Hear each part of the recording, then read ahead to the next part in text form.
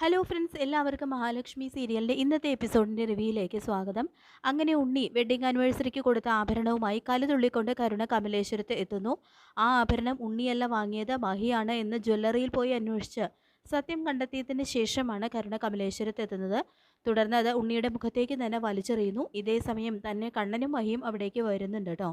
മഹിയാണെങ്കിൽ താൻ നല്ലത് എന്ന് വിചാരിച്ചൊരു ചെയ്ത ഒരു കാര്യം ഇങ്ങനെയായി പോയല്ലോ എന്നുള്ള ഒരു സങ്കടത്തിലാണ്. തുടർന്ന് കരുണ പറയുന്നുണ്ട്, എൻ്റെ ഭർത്താവിൻ്റെ കപ്പാസിറ്റിയെക്കുറിച്ച് എനിക്ക് നന്നായിട്ട് അറിയാം. 10 ലക്ഷം രൂപ മുടക്കി ഇതുപോലെ ഒരു ആഭരണമൊന്നും വാങ്ങാനായിട്ട് തനിക്ക് കഴിയില്ല. ജ്വല്ലറിയിൽ പോയി സത്യം കണ്ടെത്തിയതിന് ശേഷമാണ് ഞാൻ വന്നിരിക്കുന്നത്. ഇനിയും വെഡ്ഡിങ് ആനിവേഴ്സറിയും ഓണവും ഒക്കെ വരും. എൻ്റെ പിണക്കം മാറ്റാനെന്നും പറഞ്ഞ് മറ്റുള്ളവർ വാങ്ങിത്തരുന്ന സമ്മാനവുമായിട്ട് എന്നെ കാണാനെങ്ങാനും വന്നു കഴിഞ്ഞാൽ ഞാനും എൻ്റെ അച്ഛനും മുത്തശ്ശിയും തന്നെ ആട്ടിയിറക്കുമെന്ന് പറഞ്ഞുകൊണ്ട് കരുണ പടിയിറങ്ങി പോവാണ് കേട്ടോ ചെയ്യുന്നത്. ശേഷം കണ്ണൻ പറയുന്നുണ്ട്, ആ ജ്വല്ലറിയുടെ ബോക്സ് അവൾ കണ്ടതാണ് പ്രശ്നം ഉണ്ടായത്.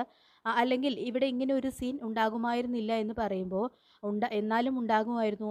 ഇവർ അവളെ വിളിച്ചു പറയും എന്ന് ഉണ്ണിയും ഇവൾ തന്നെയായിരിക്കും കരുണയും മോളെ വിളിച്ച് ഇതെല്ലാം പറഞ്ഞിട്ടുണ്ടാവുക എന്ന് പറഞ്ഞുകൊണ്ട് ദുർഗയും ഉണ്ണിയും ഒരുപോലെ മഹിയെ കുറ്റപ്പെടുത്തുമ്പോൾ താൻ ഇതൊക്കെ കേൾക്കാൻ ബാധ്യസ്ഥയാണ്. ആരെയും ഒന്നിപ്പിക്കാൻ വേണ്ടി നമുക്കൊന്നും ചെയ്യാൻ കഴിയില്ല എന്ന് ഇപ്പം മനസ്സിലായില്ലേ മഹി എന്ന് പറയുന്നുണ്ട് കേട്ടോ കണ്ണൻ. ശേഷം കരുണ വലിച്ചെറിഞ്ഞിട്ട് പോയ ആഭരണ ബോക്സ് എടുക്കാൻ കണ്ണൻ മഹിയോടായിട്ട് പറയുന്നുണ്ട്. അപ്പോൾ ഇത് കൊണ്ടുവരുന്ന ദുർഗയാണെങ്കിൽ ഇതിപ്പോൾ വാങ്ങിയവരുടെ കയ്യിൽ തന്നെ തിരികെ എത്തി. ഇത് തന്നെയായിരുന്നു ഇവൾക്കും വേണ്ടിയിരുന്നതെന്ന് പറഞ്ഞുകൊണ്ട് മഹിയെ വീണ്ടും കുറ്റപ്പെടുത്തുമ്പോൾ 10 ലക്ഷം രൂപയൊന്നും ഇയാൾക്ക് ഒന്നുമല്ല, കോടിക്കണക്കിന് ആസ്തിയുണ്ട് ഇന്നെൻ്റെ ഭാര്യയ്ക്ക്.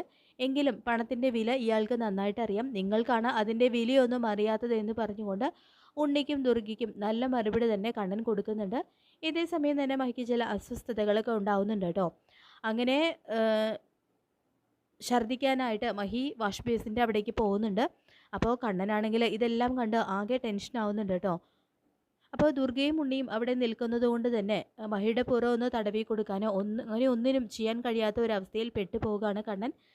ശേഷം എങ്ങനെയുണ്ട് മഹി, ഹോസ്പിറ്റലിൽ പോകണോ എന്നെല്ലാം കണ്ണൻ മഹിയോട് ചോദിക്കുന്ന സമയത്ത് തന്നെ ആ ഒരു ടെൻഷനിൽ കണ്ണൻ അറിയാതെ തന്നെ കണ്ണൻ്റെ 2 കാലുകളും ചലിക്കുന്നുണ്ട്. അപ്പോൾ ഇതും ഉണ്ണി കാണുന്നുണ്ട് കേട്ടോ. അപ്പോൾ ഉണ്ണിയാണെങ്കിൽ ദുർഗയോട് പറയുന്നുണ്ട്, അതേ അമ്മേ, അയാളുടെ 2 കാലുകൾ അനങ്ങുന്നുണ്ടെന്ന് പറയുമ്പോൾ ദുർഗയും ആ കാഴ്ച കണ്ട് ശരിക്കും ഞെട്ടിപ്പോവാണ് കേട്ടോ ചെയ്യുന്നത്. അങ്ങനെ കണ്ണൻ്റെ 2 കാലുകളും മാറി മാറി അനങ്ങുന്നത് കണ്ട് സ്തബ്ധരായിട്ട് നിന്ന് പോവാണ് ഉണ്ണിയും ദുർഗയൊക്കെ. തുടർന്ന് മഹി കണ്ണനോട് പറയുന്നുണ്ട്, വേണ്ട കണ്ണേട്ട, മുറിയിൽ പോയി അല്പം റെസ്റ്റ് എടുത്താൽ എല്ലാം ശരിയാവുമെന്ന് പറയുന്നുണ്ട് കേട്ടോ. ശേഷം ദുർഗ ചോദിക്കുന്നുണ്ട്, ഇതെന്താടാ ഇവൾക്ക് ഇങ്ങനെ? ഇത് കണ്ടിട്ട് സാധാരണ ഛർദി പോലെയൊന്നും തോന്നുന്നില്ലല്ലോ. ഇവൾക്ക് വയറ്റിലുണ്ടോയെന്ന് നീ ഒന്ന് ഹോസ്പിറ്റലിൽ ചെന്ന് പരിശോധിക്കുന്നത് നല്ലതാണെന്നെല്ലാം കണ്ണനോട് മുനം വെച്ച് സംസാരിക്കുകയാണ് ദുർഗ ചെയ്യുന്നത്. അപ്പോൾ കണ്ണനാണെങ്കിൽ അതിന് പ്രത്യേകിച്ച് മറുപടിയൊന്നും കൊടുക്കാതെ മഹിയും കൂട്ടി പോന്നു. അവർ പോയതിന് ശേഷം കരുണയ്ക്കും മേഘേട്ടനും തോന്നിയ സംശയമൊന്നും വെറുതെ അല്ലാമേ. അയാൾക്കിപ്പോൾ 2 കാലുകളും നന്നായിട്ട് ചലിപ്പിക്കാൻ പറ്റുന്നുണ്ട്. തോമസ് വൈദ്യരുടെ ചികിത്സ കൊണ്ട് അയാൾക്ക് നല്ല പുരോഗതി ഉണ്ടായിട്ടുണ്ട് എന്നെല്ലാം ഉണ്ണി പറയുമ്പോൾ ഇനി മേഘൻ മൂന്നാറിൽ വെച്ച് കണ്ടത് കണ്ണനെ തന്നെ ആയിരിക്കുമോ? ദൈവമേ, എങ്ങനെ ഇതിൻ്റെ സത്യാവസ്ഥ ഒന്ന് കണ്ടുപിടിക്കുക എന്ന് ദുർഗ ഇങ്ങനെ ചോദിക്കുമ്പോൾ ഉണ്ണി പറയുന്നുണ്ട്, അവർക്ക് വയ്യാത്ത സ്ഥിതിക്ക് ഇന്ന് തന്നെ അയാൾ അവരെയും കൊണ്ട് ഹോസ്പിറ്റലിൽ പോകാനായിട്ട് സാധ്യതയുണ്ട്. അങ്ങനെയാണെങ്കിൽ അവരറിയാതെ അവരെ ഫോളോ ചെയ്ത് പോയി കഴിഞ്ഞാൽ സത്യം കണ്ടെത്താമെന്ന് ഉണ്ണി പറയുമ്പോൾ അത് നല്ല ഐഡിയ ആണ് മോനെ. അങ്ങനെയാണെങ്കിൽ നിന്നെക്കൊണ്ട് ഇതിൻ്റെ പിറകിലുള്ള സത്യം കണ്ടെത്താൻ സാധിച്ചു കഴിഞ്ഞാൽ കാരണം മോളെ പിണക്കമൊക്കെ മാറ്റി മോൻ്റെ അരികിലേക്ക് തന്നെ തിരിച്ചു വരുമെന്ന് പറയുന്നുണ്ട് കേട്ടോ ദുർഗ. എന്തായാലും ഈ ഒരു വാർത്ത ശത്രുക്കളുടെ ഇടയിൽ കാട്ടുതീ പോലെ പടരുന്നുണ്ട്. കണ്ണൻ്റെ 2 കാലുകളും ചലിച്ചതായിട്ട് അപ്പച്ചിയും ഉണ്ണിയും നേരിട്ട് കണ്ടുവന്ന് ഉണ്ണി ഇപ്പോൾ എന്നെ വിളിച്ചതേ ഉള്ളൂ. അങ്ങനെയാണെങ്കിൽ ഞാൻ മൂന്നാറിൽ വെച്ച് കണ്ടതും സത്യം തന്നെയായിരിക്കും. അവൻ നടന്നു തുടങ്ങിയിട്ടുണ്ട് അച്ഛാ. പിന്നെ നമ്മളെയൊക്കെ മണ്ടന്മാരാക്കാൻ വേണ്ടിയിട്ടാണ് അവൻ ഈ വീൽ ചെയറിൽ സഞ്ചരിക്കുന്നതൊക്കെ എന്നെല്ലാം മേഘൻ പറയുന്നത് കേട്ട് ഞെട്ടുന്നുണ്ട് വാമനും സീമന്തിനെയും. എന്തായാലും അധികം വൈകാതെ ഞാനിതിൻ്റെ സത്യാവസ്ഥ പുറത്തു കൊണ്ടുവരിക തന്നെ ചെയ്യുമെന്നും പറയുന്നുണ്ട് കേട്ടോ മേഘൻ. പിന്നീട് മേഘൻ പ്രതാപിനെ വിളിച്ച് വിവരം പറയുന്നു. അപ്പോൾ അത് കേട്ട് ഞെട്ടുന്നുണ്ട് കേട്ടോ പ്രതാപനും. അപ്പോൾ ശേഷം മുതശ്ശി ചോദിക്കുന്നുണ്ട്, എന്താ പ്രതാപ എന്ന് ചോദിക്കുമ്പോൾ അവൻ്റെ വലതുകാലിനോടൊപ്പം ഇടതുകാലും ചലിച്ചു തുടങ്ങി എന്നറിഞ്ഞാൽ എന്ന കാര്യത്തിൽ എല്ലാവർക്കും ഒരു സംശയം ഉണ്ടായിരുന്നല്ലോ. അത് വേറൊരു സംശയമൊന്നും അല്ലാമേ. അവൻ്റെ ഇടതുകാലം ഇപ്പോൾ ചലിക്കുന്നുണ്ടെന്ന് പ്രതാപം പറയുമ്പോൾ ഞെട്ടി എഴുന്നേൽക്കുന്നുണ്ട് കേട്ടോ മുത്തശ്ശി ഇരുന്നിടത്ത് നിന്ന്. അപ്പോൾ ഇതെല്ലാം കരുണയും മോഹിനിയും കേൾക്കുന്നുണ്ട്. അപ്പോൾ സത്യാണോ പ്രതാപ എന്ന് മുത്തശ്ശി വീണ്ടും ചോദിക്കുമ്പോൾ അതേ അമ്മേ, ദുർഗയും ഉണ്ണിയും ഒക്കെ ആ കാഴ്ച നേരിട്ട് കണ്ടുവെന്ന്. തൽക്കാലം മോൾ ഈ വിവരം അറിയണ്ട. അതുകൂടി അറിഞ്ഞു കഴിഞ്ഞാൽ പിന്നെ അത് മതി. അല്ലെങ്കിൽ തന്നെ ആകെ തകർന്നിരിക്കുകയല്ലേ നമ്മുടെ കുഞ്ഞെന്ന് പറയുന്നുണ്ട് കേട്ടോ പ്രതാപൻ.